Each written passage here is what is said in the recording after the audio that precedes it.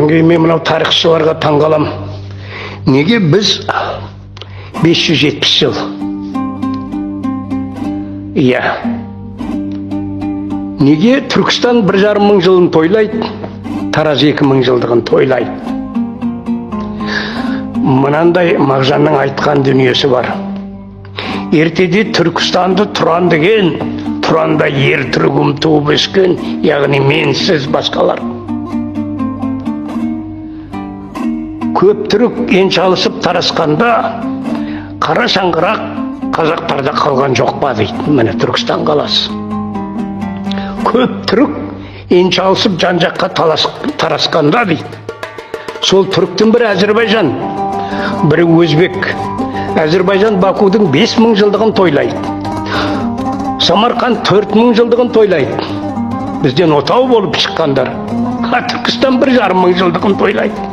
Сонда ана өзінен шыққан 4 мың жылдығы Самарқан. Сонда мынау немересі болып тұр ғой Түркістан. Ал Түркістан бүкіл түріктің астанасы болып тұрса. Міне, осыған үлкен мән беру керек. Біз әйтеуір өзімізді кеміте береміз, тарихтан да кенжеміз, басқадан да кенжеміз. Осы аспан асты жер дейді Қытайды, сонда біз жердің астындағы елміз ба? Біз де аспанның астындағы елміз. Сонау Қытай бәленше мың жыл тарихы бар дейді. Анау стенасын, дуалын бізден қорыққаннан салған ғой, осы жерде менің бабам өмір сүрген ғой. Содан бізден қорыққаннан салған, сонда біз немене 570 жыл болды ма бізге? Түркістанымыз 1,5 мың жыл, Таразымыз 2 мың жыл. Ал бізден кеткен, бізден барған Самарқан 4 мың жылдығын тойлайды, Баку 5 мың жылдығын тойлайды. Осы ақылға сыя ма? Міне тарихшылар осыны зерттеу керек, осыны қалпына келтіру керек. Әйтеуір барлық жағынан кенже біз. Тарих жағынан да кенжеміз, өмір сүру жағынан да кенжеміз. Жаңағы өзіміздің біздің сөздеріміздің бәрі жан-жаққа тарап кетті. Жоқ, ол Арабтан келеді, Парсыдан келеді, ол жаңағы Ираннан келеді, Үндіден келеді. Бізде сонда сөз жоқ па? Көне сөздер бәрі бізден барған. Кез келген орысының фамилиясын алшы, біздің жаңағы сөздіктен шығады. Иә. Енді айта берсе сөз көп, тыңлайтын құлақ болса, тарих жетеді, іште жатыр, бірақ дәлелдей алмайсың да жаңағы. Міне бір-ақ сөзбен айтып отыр.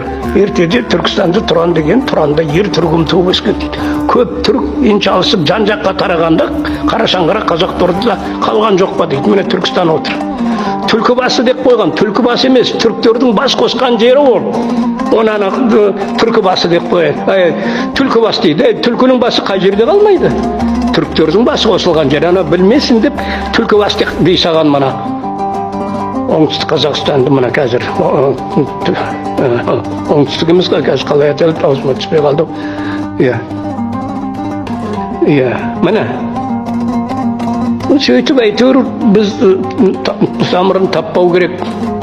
Осындай мынау ғалымдар, тарихшылар, археологтар осының бәрін дәлелдеп, біздің көне халық екенімізді білдіруіміз керек.